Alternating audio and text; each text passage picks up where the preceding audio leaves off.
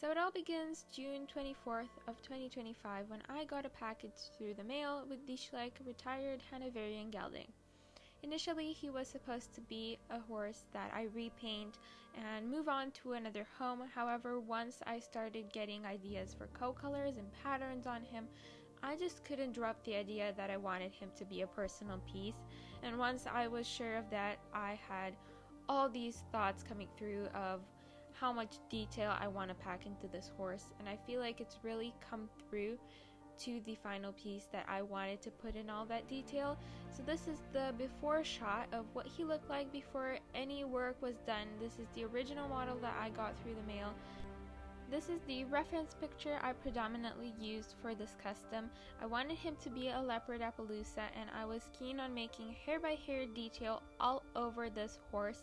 I really, as I was saying before, wanted to pack in as much detail and honestly have him be my most detailed custom so far. So I then began prepping the model with white acrylics and came over and mapped all the Appaloosa spots I wanted on him and found out their exact placement to satisfy the look I was going for. So this is just the very first layer. These spots went through many phases, and I came over with herring detail so many times. Soon after, pastel work began, and I came over with a layer of pastels all over the spots on each individual one. I shaded his muzzle and his eyes, and then went over and shaded his ears and legs. This is one mistake I made, and I really want to point out the fact that when you are doing Appaloosas, don't put the spots underneath the shading on the legs.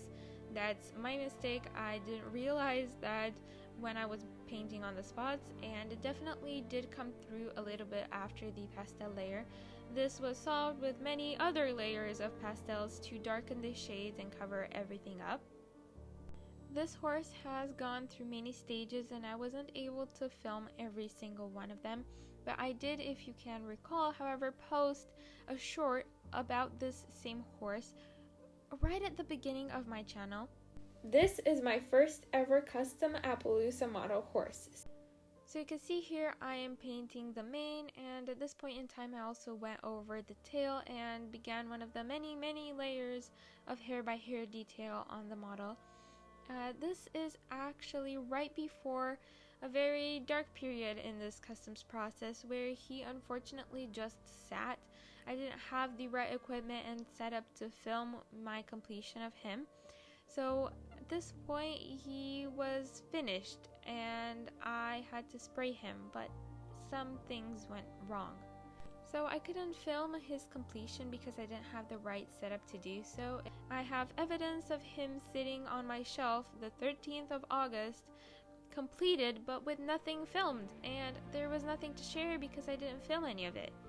And honestly, it was quite frustrating. So I went on and sealed him, and I was in between all of these layers of sealant when disaster struck.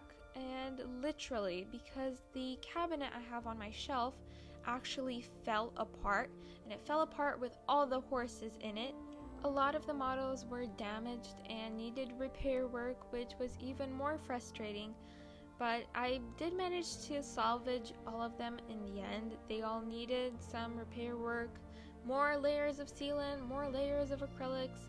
I reduced my work time because I was letting them dry under a box, and then I had to focus on a different custom. This is Survivor, and you guys may know him. He is my entry for the Horse of My Art contest held by the FEI, and I really enjoyed working on this horse. However, his name does signify this period of destruction because he too is one of the horses who fell off my shelf. He is actually the only one who only got a scratch. All the others were damaged way worse. But thankfully, happy times were on the horizon because once Survivor was finished and entered in the contest, I could focus on my other customs. So I actually finished up my Leopard Appaloosa. I sprayed him with all the layers of sealant and was able to gloss him and take him out for photos. So his name is Strider, as you may have seen in the title of this video. I chose this name because it is the name of a character from The Lord of the Rings, which is one of my favorite books, and also Strider is kind of derived from the word stride, and horses have strides if you didn't know, and I thought that was a really nice link for him. I'm going to now let you enjoy his photo shoot and take a little moment to appreciate all these herring details and just the amount of work and time and effort that went into this horse. I hope you all enjoy him.